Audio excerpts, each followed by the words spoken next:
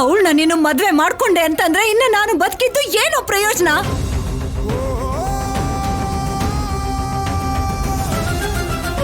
ನನ್ ಮದ್ವೆಗೂ ನೀವು ಸಾಯ್ಬೇಕು ಅನ್ಕೊಂಡಿರೋದಕ್ಕೂ ಏನಮ್ಮ ಸಂಬಂಧ? ಇಲ್ಲಿ ನೋಡು, ನೀನಿಷ್ಟ ಅಮಾಯಕ ಆಗಿರೋದಿಕ್ಕೆ ನನ್ನ ಹಣೆ ಬರಹ ಹೀಗಾಗಿರೋದು. ಮದ್ವೆಗ್ ಮುಂಚೆನೆ ಅವಳು ನನಗ್ ಹೊಡೆಯೋದಿಕ್ಕೆ ನನ್ನ ಮೇಲೆ ಕೈ ಎತ್ತಿದ್ದಾಳೆ ಕಣೋ. ಅದನ್ನೆಲ್ಲ ಮರ್ತು ಅವಳನ್ನ ನನ್ನ ಸೊಸೆ ಮಾಡ್ಕೊಂಡ್ರೆ ಅವಳು ನನಗ್ ಬೆಲೆ ಕೊಡ್ತಾಳ? ನೆಮ್ಮದಿಯಿಂದ ಬದುಕೋಕ್ ಬಿಡ್ತಾಳ? ಮದ್ವೆಗ್ ಮುಂಚೆನೆ ಕೈ ಎತ್ತಿದ್ರು ಅವಳು ಏನು ಮಾಡ್ಲಿಲ್ಲ, ಇನ್ನು ಇವಳು ನನ್ನ ಏನ್ ಮಾಡ್ತಾಳೆ ಅಂತ ಅವಳು ಇಷ್ಟದ ಪ್ರಕಾರ ಅವಳು ನಡ್ಕೋತಾಳೆ. ನಾನು ಅದನ್ನ ಸಹಿಸ್ಕೋಬೇಕು. ಅದಕ್ಕೆ ಕಣೋ, ನಾಳೆ ಮದ್ವೆ ಆದ್ಮೇಲೆ ಅವಳು ಕೊಡೋ ಕಷ್ಟ ಸಹಿಸ್ಕೊಳಕ್ಕಾಗ್ದೆ ಸೊಸೆ ಕಾಟಕ್ಕೆ ಅತ್ತೆ ಸತ್ಲು ಅಂತ ಪೇಪರ್ ಅಲ್ಲಿ ಬರುತ್ತೆ. ಸತ್ತ ಮೇಲೂ ಇರೋ ಮರ್ಯಾದೆ ಕಳ್ಕೊಳಕ್ಕಿಂತ ಆ ಕೆಲ್ಸನ ಇವತ್ತೇ ನಾನು ಮಾಡ್ಕೊಂಡ್ರೆ ಈ ಮನೆಯಲ್ಲಿ ಪದ್ಮ ಅನ್ನೋಳೊಬ್ಳಿದ್ಲು, ಗೌರವಕ್ಕೋಸ್ಕರ ಸತ್ತು ಹೋದ್ಲು ಅಂತ 4 ಜನದ ಮುಂದೆ ಹೆಮ್ಮೆಯಿಂದ ಹೇಳ್ಕೋಬಹುದು. ಏನಮ್ಮ ಸಾಯ್ತೀನಿ ಸಾಯ್ತೀನಿ ಅನ್ಕೊಂಡು ಮತ್ತಿನ್ನೇನೋ ಮಾಡ್ಬೇಕು? ಏನ್ ಮಾಡ್ಬೇಕು? ನಿನಗೇನು ಆದ್ಯ ಅಂದ್ರೆ ಪ್ರಾಣ, ಪ್ರೀತಿಸಿ ಅವಳನ್ನೇ ಮದ್ವೆ ಮಾಡ್ಕೋಬೇಕು ಅನ್ಕೋತಿದ್ಯಾ. ನನಗಿಷ್ಟ ಇಲ್ದೆ ಹೋದ್ರು ನಿನಗೋಸ್ಕರ ಒಪ್ಕೊಂಡಿದ್ದೀನಿ ಕಣೋ. ನಿನ್ನ ಮೇಲೆ ನನಗೆ ಇರೋ ಪ್ರೀತಿಯಿಂದಾಗಿ. ಆದ್ಯ ಇಲ್ದೆ ನೀನು ಬದುಕಲ್ಲ ಅನ್ನೋದು ನನಗ್ ಗೊತ್ತು ಕಣೋ. ಹಾಗಂತ ನನ್ನ ಮೇಲೆ ಕೈ ಎತ್ತಿದವಳ ನನ್ನ ಸೊಸೆ ಮಾಡ್ಕೊಂಡು ನನ್ನ ಕೈಲಿ ಬದುಕೋಕ್ಕಾಗಲ್ಲ. ಅದಕ್ಕೆ ನಿನ್ನ ಪ್ರೀತಿಗೆ ಅಡ್ಡಿ ಮಾಡ್ದೆ ನಾನೇ ಸತ್ತು ಹೋಗ್ತೇನೆ. ಬಿಡು ಬಿಡು. ಹೇಗೂ ನಾನು ಇರಲ್ವಲ್ಲ, ನೀನ್ ಅವಳನ್ನ ಮದ್ವೆ ಮಾಡ್ಕೊಂಡು ನೆಮ್ಮದಿಯಿಂದ ಅವಳ ಜೊತೆ ಇರು.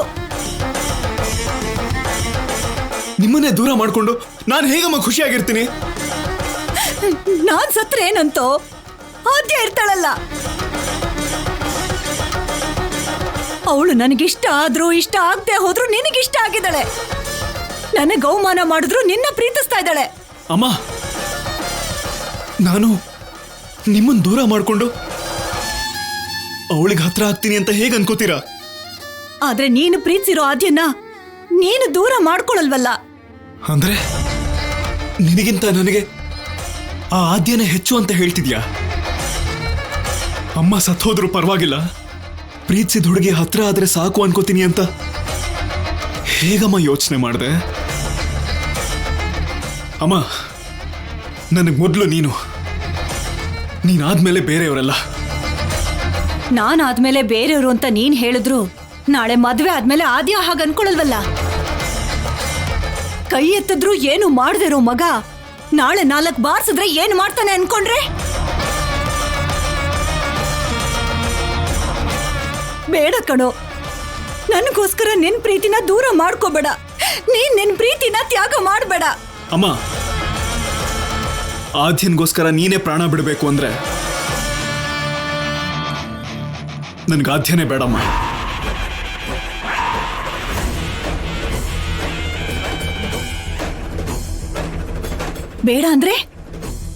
ಬೇಡ ಅಂದ್ರೆ ಮತ್ತೆ ಮದ್ವೆ? ನಿನ್ ಪ್ರಾಣ ತೆಗೆಯೋ ಆ ಮದ್ವೆ ನನಗ್ ಬೇಡಮ್ಮ.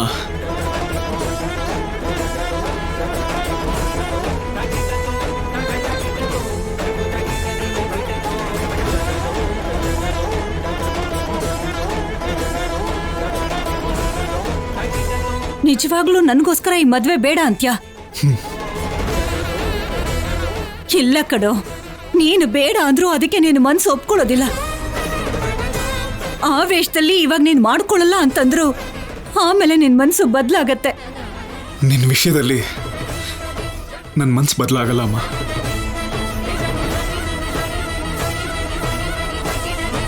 ನಿಜವಾಗ್ಲೂ ನಿನ್ನ ಮಾತಿನ ಮೇಲೆ ನೀನ್ ನಿಲ್ತೀಯ ಅನ್ನೋದಾದ್ರೆ ನನಗ್ ಮಾತು ಕೊಡೋ.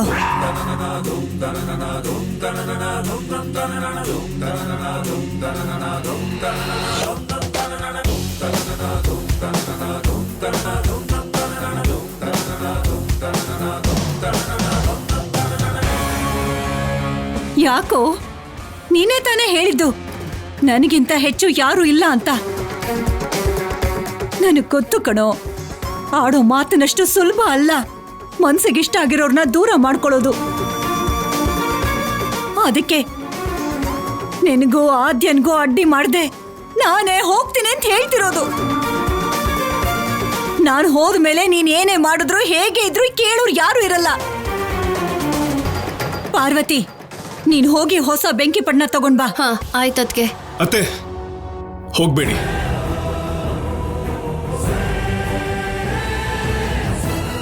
ನೀನ್ ಸಾಯೋದ್ರಿಂದ ಸಿಗೋ ಸಂತೋಷ ನನಗ್ ಬೇಕಾಗಿಲ್ಲ ಅಮ್ಮ.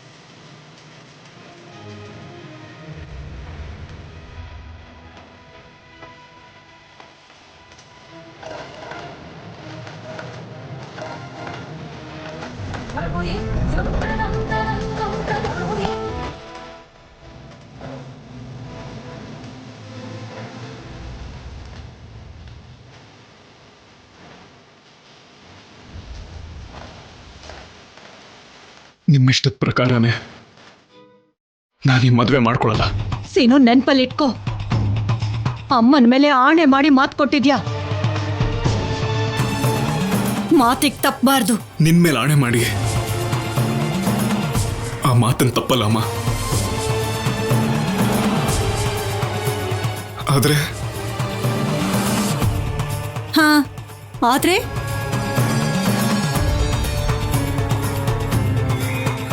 ಮಾವನ್ಗೆ ಅತ್ತೆಗೆ ಈ ವಿಷಯ ಹೇಳು. ಆದ್ಯನ್ನ ಮದ್ವೆ ಮಾಡ್ಕೊಳ್ಳೋದು ನನ್ಗಿಷ್ಟ ಇಲ್ಲ ಅಂತ ಹೇಳು. ಆದ್ರೆ ಇಷ್ಟೊತ್ತು ಈಗ ನಮ್ಮಿಬ್ರು ಮಧ್ಯೆ ಅದು ಮಾತಾಗ್ಲಿ, ನನ್ನ ಮೇಲೆ ಆಣೆ ಮಾಡಿ ಮಾತು ಕೊಟ್ಟಿದ್ದನ್ನಾಗ್ಲಿ ನಮಗ್ ಬಿಟ್ಟು ಬೇರೆ ಯಾರಿಗೂ ಗೊತ್ತಾಗ್ಬಾರ್ದು. ಗೊತ್ತಾಗ್ದೇ ಇರೋ ಹಾಗೆ ಏನ್ ಹೇಳ್ತೀಯ ಅನ್ನೋದು ನಿನಗ್ ಬಿಟ್ಟಿದ್ದು. ನಡಿ ಪಾರ್ವತಿ.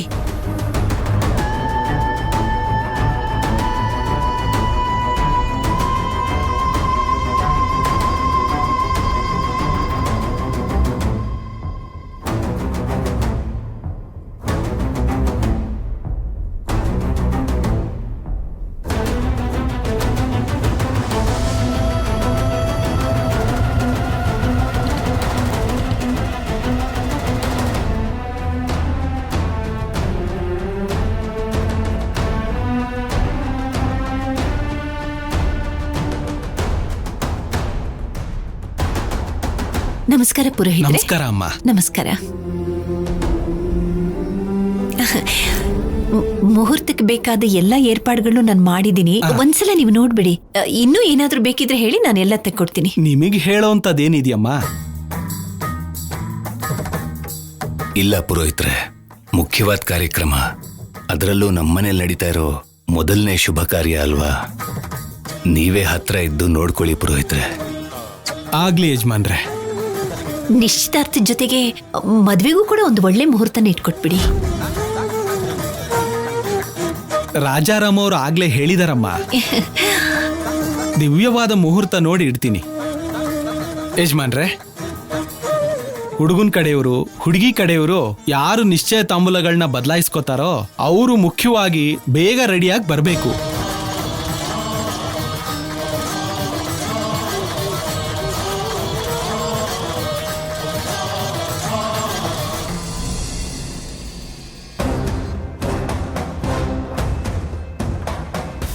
ಅಣ್ಣ,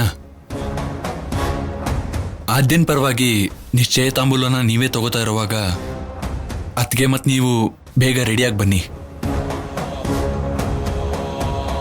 ಇದ್ರ ಮಧ್ಯೆ ಏನಾದ್ರೂ ಬೇಕು ಅಂದ್ರೆ ಪಾರ್ವತಿ ಇದ್ದಾಳೆ, ನೋಡ್ಕೋತಾಳೆ. ಸರಿ ಬಾ.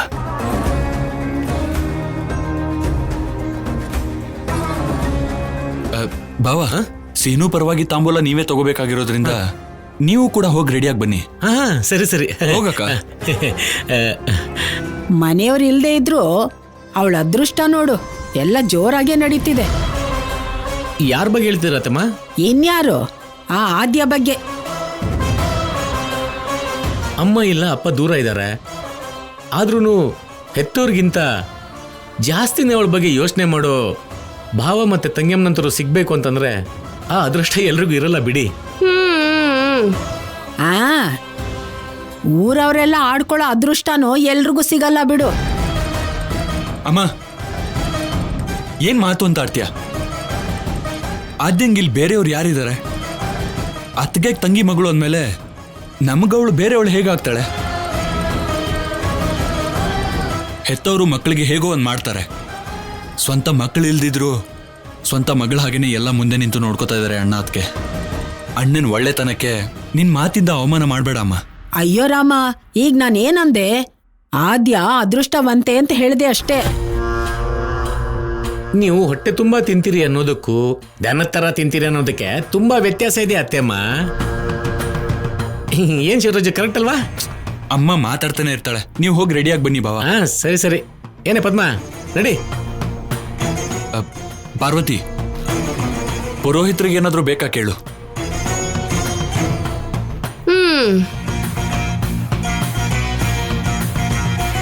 ಕೊನೆಗೂ ಆದ್ಯಂಗೆ ಸೀನು ಮಾವಂಗೆ ಮದ್ವೆ ಆಗತ್ತೆ ಅಂತ ಆಯ್ತು. ಹೌದು, ಮನೇಲಿಲ್ದೆ ನೀನೆಲ್ಲಿಗೆ ಹೋಗಿದ್ದೆ? ಅದು ಆದ್ಯನ್ ಜೊತೆ ಬ್ಯೂಟಿ ಪಾರ್ಲರ್ಗೆ ಹೋಗಿದ್ದೆ. ಪ್ರತಿಯೊಂದಕ್ಕೂ ನೀನು ಅವಳ ಜೊತೆ ಹೋಗ್ಬೇಕಾ? ಜೊತೆ ಹೋಗ್ಬೇಕಲ್ವಾ ಅಜ್ಜಿ? ನೀನ್ ಇತ್ತೀಚೆಗೆ ಮನೇಲಿರೋದಕ್ಕಿಂತ ಊರೂರ್ ತಿರ್ಗೋದೇ ಜಾಸ್ತಿ ಆಗಿದೆ. ಮತ್ತೆ ನಿಂತರ ಹಾಳು ಮುಳ್ಳು ತಿಂತ ಮನೇಲೆ ಕೂತ್ಕೊಂಡಿರ್ಬೇಕಾ? ಏನೇ ಮಾತಿಗೂ ಎದುರುತ್ರ ಕೊಡ್ತಾ ಇದ್ಯಾ ನೀನು?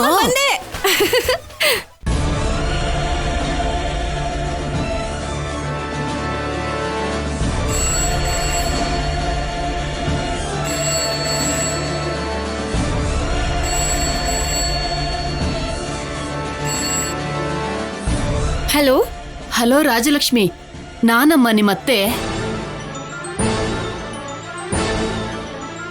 ನೀವಾ? ಹೇಳಿ. ಇವಾಗ ನಾನು ಯಾಕೆ ಫೋನ್ ಮಾಡಿದ್ದೀನಿ ಅಂದ್ರೆ, ಆದ್ಯ ಮತ್ತೆ ಸೀನು ಮದ್ವೆ ಮುಹೂರ್ತ ಇಟ್ಕೊಂಡಿದಾರಲ್ಲ, ಎಲ್ರೂ ಬರ್ಬೇಕು ಅನ್ಕೊಂಡ್ವಿ. ಆದ್ರೆ ಪ್ರಶಾಂತ್ಗೆ ಮೈಯಲ್ಲಿ ಹುಷಾರಿಲ್ವಂತೆ. ಅವನಿಲ್ಲದೆ ನಾವು ಬರೋಕ್ಕಾಗಲ್ಲ ಅಲ್ವಾ? ಅಯ್ಯೋ, ಹೌದಾ? ಹಾಗಾದ್ರೆ ನೀವ್ ಬರ್ತಾ ಇಲ್ವಾ? ಇಲ್ಲ ಅಮ್ಮ, ಅಪ್ಪಂಗೂ ಅಮ್ಮಂಗೂ ಈ ವಿಷಯ ಹೇಳ್ಬಿಡಮ್ಮ. ಖಂಡಿತ ಹೇಳ್ತೀನಿ. ಬರ್ಬೇಕು ಅನ್ಕೊಂಡ್ವಿ, ಆದ್ರೆ ಬರೋಕ್ಕಾಗ್ತಿಲ್ಲ. ಏನು ಅನ್ಕೋಬಾರ್ದು ಅಂತ ನಿಮ್ಮ ಅಪ್ಪಂಗೆ ಹೇಳಮ್ಮ. ಸರಿ, ನೀವು ಪ್ರಶಾಂತ್ನ ಹುಷಾರಾಗಿ ನೋಡ್ಕೊಳ್ಳಿ. ಇಡ್ತೀನಮ್ಮ. ಹಾ ಸರಿ ಸರಿ.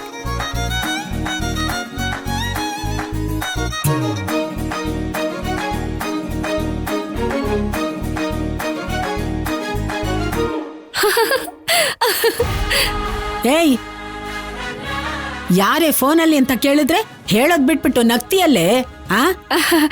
ಪ್ರಶಾಂತ್ ಅವ್ರ ಅಮ್ಮ. ಮದ್ವೆ ಆಗೋ ಹುಡುಗನ್ನ ಹೆಸರಿಡ್ದು ಕರೀತಿಯಲ್ಲೇ? ಮಾವ ಅನ್ಬಾರ್ದಾ? ನಮ್ ಕಾಲದಲ್ಲಿ ಗಂಡನ್ನ ಹೆಸರಿಡ್ದು ಕರೀತಾ ಇರ್ಲಿಲ್ಲ. ಅದು ಆ ಕಾಲದಲ್ಲಿ, ಇದು ಈ ಕಾಲದಲ್ಲಿ. ಏನ್ ಮಾಡೋದು, ನಿಮ್ ಕಾಲ ಹೀಗಾಗಿದೆ. ಅದ್ ಸರಿ, ಯಾಕೆ ಫೋನ್ ಮಾಡಿದ್ದು? ಫಂಕ್ಷನ್ಗೆ ಬರ್ತಾ ಇಲ್ವಂತೆ ಅವರು. ಅದನ್ನ ಹೇಳೋದಕ್ಕೇನೆ ಫೋನ್ ಮಾಡಿದ್ರು. ಬರ್ತೀನಿ ಅಂದವನು ಬರಕ್ ಆಗಲ್ಲ ಅಂತ ಹೇಳಿದ್ರೆ ಬೇಜಾರ್ ಮಾಡ್ಕೊಳ್ಳೋದ್ ಬಿಟ್ಟು ಹೀಗ್ ನಗ್ತಿದ್ಯಲ್ಲೇ? ಆದ್ಮೇಲ್ ಮಾಡ್ಕೋತೀನಿ ಬಿಡು. ಏನೇ ಆ ಉಲ್ಟಾ ಪಲ್ಟಾ ಉತ್ತರ ಏನು? ಕೇಳಿದಕ್ಕೆಲ್ಲ ಉತ್ತರ ಕೊಡ್ತಾ ಇದ್ದೀನಿ ತಾನೆ, ಅದಕ್ಕೆ ಸಮಾಧಾನವಾಗಿರು. ಇದಕ್ ಮುಂಚೆ ನನ್ನ ನೋಡಿದ್ರೆ ಹೆದರ್ಕೋತಿದ್ದೆ. ಈಗ ಆದ್ಯ ಬಂದ್ಮೇಲೆ ಭಯ ಭಕ್ತಿ ಎಲ್ಲ ಹೊರಟೋಯ್ತು. ಅವಾಗ ಯಾಕೆ ಹೆದರ್ಕೊಳ್ತಿದ್ನೋ ಅಂತ ಈಗ್ಲೂ ಬೇಜಾರ್ ಮಾಡ್ಕೋತಾ ಇದ್ದೀನಿ. ಭಯ ಪಡದೆ ಹೇಗಿರ್ಬೇಕು ಅಂತ ಆದ್ಯದಿಂದ ಕಲ್ತಿದ್ದೀನಿ. ಅಜ್ಜಿ, ತಗ್ಗೋದೇ ಇಲ್ಲ. ಬಾಯ್. ಏಯ್ ಅಯ್ಯಯ್ಯೋ, ಬಾಯಲ್ಲಿ ನಾಲ್ಗೆ ಇಲ್ಲ ಏನಾಗ್ತಾಳೋ ಅಂತ ಎಷ್ಟು ಚಿಂತೆ ಮಾಡ್ತಿದ್ದೆ. ಈಗ ನೋಡು ಹೇಗಾಗಿದ್ದಾಳೆ ಅಂತ. ಕರ್ಮ.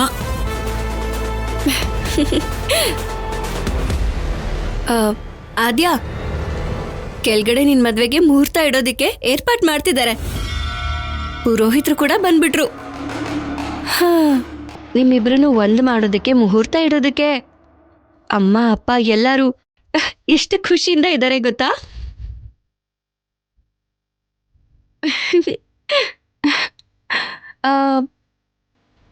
ಈಗ ಈ ಮನೆಗೆ ನೀನು ದೊಡ್ಡ ಮಗಳು. ಅದಕ್ಕೆ ನಿನ್ ಮದ್ವೆನ ಜೋರಾಗಿ ಮಾಡ್ಬೇಕು ಅಂತ ಇದ್ದಾರೆ. ಇನ್ನೊಂದು ಗುಡ್ ನ್ಯೂಸ್ ಗೊತ್ತಾ? ಪ್ರಶಾಂತ್ ಈ ಫಂಕ್ಷನ್ಗೆ ಬರ್ತಾ ಇಲ್ಲ. ಅದನ್ನ ನೆನೆಸ್ಕೊಂಡ್ರೆ ನಂಗೆ ತುಂಬಾ ಖುಷಿ ಆಗ್ತಿದೆ.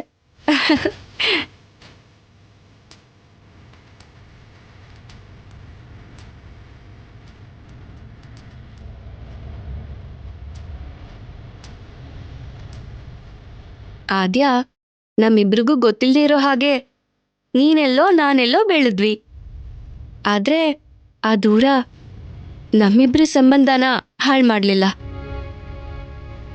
ಮನೆಯವರೆಲ್ಲರೂ ನೀನ್ ಇಲ್ಲೇ ಹುಟ್ಟಿ ಇಲ್ಲೇ ಬೆಳೆದಿರೋ ಹಾಗೆ ನೋಡ್ಕೋತಾ ಇದ್ದಾರೆ.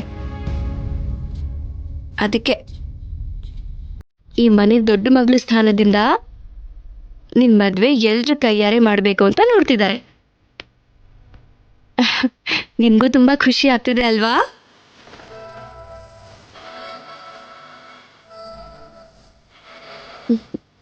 ಆದ್ಯಾ, ಯಾಕೇನು ಮಾತಾಡ್ತಾನೆ ಇಲ್ಲ? ನಾನು ಇಷ್ಟೊಂದು ಮಾತಾಡ್ತಾ ಇದ್ದೀನಿ.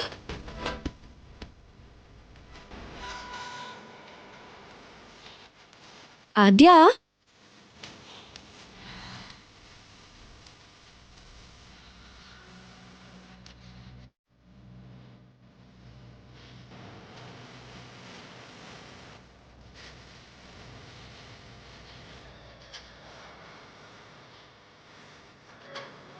ಆ ಕಣ್ಣೀರ್ ಯಾಕೆ? ಸೀನು ಮಾವನ್ ಜೊತೆ ಮದ್ವೆ ನಡೀತಾ ಇರುವಾಗ ನನಗಿಂತ ನೀನೇ ಖುಷಿಯಾಗಿರ್ತೀಯ ಅಂತ ಅನ್ಕೊಂಡಿದ್ದೆ. ನೀನೇನ ಆದ್ಯಾ ಹೀಗಿದ್ಯಾ? ನಾನ್ ಸಂತೋಷವಾಗಿರ್ಬೇಕು ಅಂದ್ರೆ ಸೀನು ಸಂತೋಷವಾಗಿರ್ಬೇಕಲ್ವಾ? ಯಾಕೆ ಮಾವ ಯಾಕೆ ಸಂತೋಷವಾಗಿರಲ್ಲ? ಅಲ್ಲಿ ಏನ್ ನಡೀತೋ ಸೀನುಗೆ ಗೊತ್ತಿಲ್ಲ. ಅತ್ತೆ ಮೇಲೆ ನನ್ನ ಕೈ ಎತ್ತಿದ್ದನ್ನ ಮಾತ್ರ ನೋಡ್ದ. ಕಾರಣನೇ ತಿಳ್ಕೊಳ್ದೆ ನನ್ನ ಮೇಲೆ ಕೈ ಮಾಡ್ದ. ಯಾವ ವಿಷಯದಲ್ಲಾದ್ರೂ ಸೀನು ನನ್ನ ತುಂಬಾ ಚೆನ್ನಾಗಿ ಅರ್ಥ ಮಾಡ್ಕೋತಾನೆ. ನನಗೆ ಯಾವ ಕಷ್ಟನೂ ಬರ್ದೆ ನೋಡ್ಕೋತಾನೆ ಅಂತಾನೆ ಸೀನುನ ನಾನು ಪ್ರೀತಿಸಿದ್ದು. ಅವನ್ನ ಮದ್ವೆ ಮಾಡ್ಕೊಳ್ಳೋದಕ್ಕೆ ರೆಡಿ ಆಗಿದ್ದು. ಆದ್ರೆ ಸೀನು ಹೀಗ್ ಮಾಡ್ತಾನೆ ಅಂತ ಅನ್ಕೊಳ್ಳಿಲ್ಲ. ನನಗೆ ಸೀನು ನನ್ನ ಹೊಡೆದಿದ್ದು ಕೂಡ ನೋವಾಗ್ತಿಲ್ಲ. ಸಾರಿ ಕೇಳ್ತಿದ್ರು ಕೂಡ ಕೇಳಿಸ್ಕೊಳ್ದೆ ಹೊರಟೋದ. ಅದನ್ನೇ ಸಹಿಸ್ಕೊಳ್ಳೋಕಾಗ್ತಿಲ್ಲ.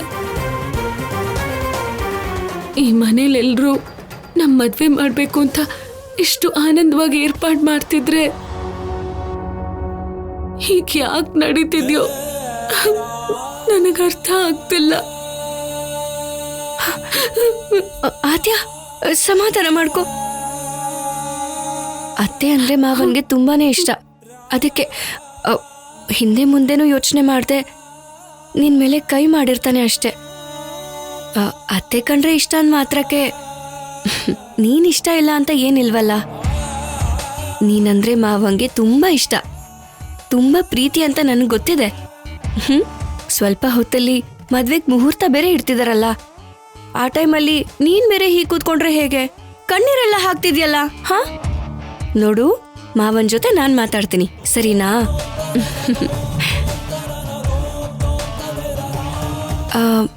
ನೋಡು ಆದ್ಯಾ, ಕಣ್ಣು ಎಲ್ಲಾನು ಇಷ್ಟಪಡತ್ತೆ, ಮನಸ್ಸು ಮಾತ್ರನೇ ಪ್ರೀತಿಸತ್ತೆ. ಅದಕ್ಕೆ ಇಷ್ಟನ ಅನುಮಾನಿಸ್ಬೋದು, ಆದ್ರೆ ಪ್ರೀತಿನ ಅನುಮಾನಿಸ್ಬಾರ್ದು ಸರಿನಾ?